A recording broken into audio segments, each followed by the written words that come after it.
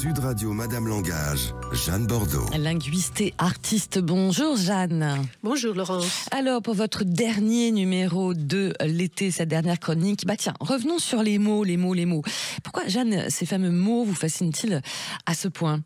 Oui, Madame Langage et Madame Mot. Oui, c'est Donc, ça. encore des mots, toujours les mêmes, chantés Dalida, et on entend encore la chanson. Oui. Un chanteur français en 82 a composé lui aussi la chanson Words, qui sera reprise par Elvis Presley, qui fera le tour du monde. Alors, vous avez raison, les mots sont des sujets infinis d'intérêt, de débat, de chansons et de poèmes. On a près de 100 000 mots dans le dictionnaire, Laurence. Nous utilisons, peut-être le savez-vous, chaque jour de 1500 à 3000 mots, et évidemment, on en comprend beaucoup plus que ceux qu'on utilise.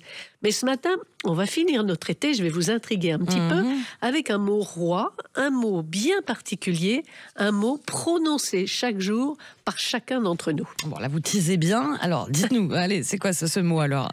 Eh bien, c'est le mot merci. Eh oui, c'est joli. Merci vient du latin mercedem, pour dire salaire, récompense, et c'est l'appréciation d'un acte gentil ou utile. Donc, ce petit mot vient renforcer ou confirmer une relation. Souvent, à la place de merci, on pourra dire d'ailleurs, c'est gentil de votre part ou de ta part. Donc, dans l'expression d'un merci, il y a toujours une notion de gratitude. C'est une façon de savoir dire rapidement et gentiment que l'on se sent redevable ou reconnaissant d'une action ou d'un geste de quelqu'un. Ouais, c'est ça. Bon, il y a des merci, puis il y a des non-merci aussi, alors. Oui, Au contraire. effectivement. Dans ces cas-là, on dit tout simplement non merci si on veut dire le contraire. On peut parfois glisser de rien, mais tout ça est un petit peu non poli, je dirais. Et ne pas remercier quand on le doit, c'est rare. Parce que dire merci, c'est vraiment une des premières règles de politesse. Songez-y que l'on apprend à un enfant. Quand Donald Trump a reçu Zelensky et les dirigeants européens le 18 août à la Maison-Blanche, alors que l'on disait précédemment tout l'été que les échanges diplomatiques étaient désormais empreints de brutalité, on a pourtant entendu voler les merci, a commenté un journaliste de télé. Voilà, et j'ai beaucoup aimé l'expression « on entend voler les merci ». En diplomatie, cela reste donc, même quand il y a brutalité, un mot indispensable. Dans le rap, par exemple, où vous entendez beaucoup de chansons rebelles, vous avez de même une éthique relationnelle. Et même chez ces chanteurs plus contestataires, vous pourrez écouter des chansons qui expriment le merci. Je pense par exemple à une chanson de Maître Gims qui a écrit « Merci maman ». Oui, c'est vrai. Bon, après, c'est vrai qu'en diplomatie, il y a des vrais faux merci. Et les merci dans les religions, il y en a beaucoup, forcément, oui, Jeanne. C'est bien de l'aborder parce que le merci dans les religions, c'est la notion d'action de grâce, là encore de reconnaissance. Donc, à nouveau, quel que soit le mot choisi, on peut penser à Shukran dans les pays musulmans, ou si on prend la religion orthodoxe, qui nous rappelle plus que les autres encore que l'on doit sans cesse remercier Dieu, le merci est partout, il est omniprésent. Mais c'est quand même un merci de gratitude plus que d'échange. Alors, il y a le mot, et forcément, il y a plein de verbes. Il y en a certains, oui. J'aime les verbes, parce que je dis toujours que c'est le mot roi de la phrase. Mais on pourrait dire à la place être reconnaissant, rendre grâce, être touché, bénir, gratifier, payer de retour, dédommager.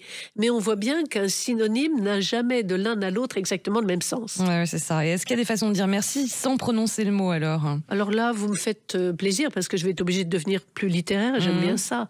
Et d'une certaine manière, à ce moment-là, il faudrait plusieurs mots. Si on pense à des expressions, on peut dire « votre appui m'a été précieux »,« vous m'avez touché »,« sans vous, je n'aurais jamais pu accomplir cette mission »,« ravi d'avoir bénéficié de votre aide »,« je suis contente de votre indéfectible soutien ».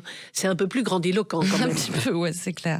Est-ce qu'il y a des livres qui vous inspirent aussi, qui en disent plus sur le mot merci ? Alors oui, il y en a un qui est paru cette année chez sensduclient.com et c'est un livre remarquable de Thierry Spencer. Il faut le dire, ce petit livre a une maquette élégante, il est érudit, facile à lire et pourtant empli d'informations utiles. Attardez-vous particulièrement sur les 2 derniers chapitres si vous êtes dans le monde des affaires, parce qu'il parle alors l'auteur avec force preuve et exemple de la culture du merci dans la relation client. D'ailleurs, c'est là le cœur de l'expertise de Thierry Spencer. Ce qui est astucieux, c'est qu'il est profond et clair, et dans son propos, il nous rappelle aussi l'importance non seulement du merci au client, mais du merci aux collaborateurs et aux collègues. Donc on retombe toujours sur cette notion de reconnaissance. Bon, de toute façon, dans les autres chapitres, il compte le sens et l'histoire du mot merci. C'est vrai, un petit cadeau à faire. Enfin, un dernier conseil en cette rentrée. J'ose faire un tout petit flashback, c'est un vrai flashback. Je vous dis, si vous pouvez la trouver, écoutez la chanson « Merci la vie ». Elle est d'un poète disparu qui fut oublié, mais j'aime tellement la poésie. C'est Mouloudji. Et c'est un poème autour du mot « merci ». Une ode au mot « merci ». À réécouter. Et forcément, un grand merci à vous, Jeanne Bordeaux, pour ce décryptage estival durant ces 2 mois. C'est un plaisir, comme d'habitude. Merci. On va terminer comme ça, c'est bien, non? Merci, Laurence. Allez. À bientôt. Vive et les merci. merci. À bientôt.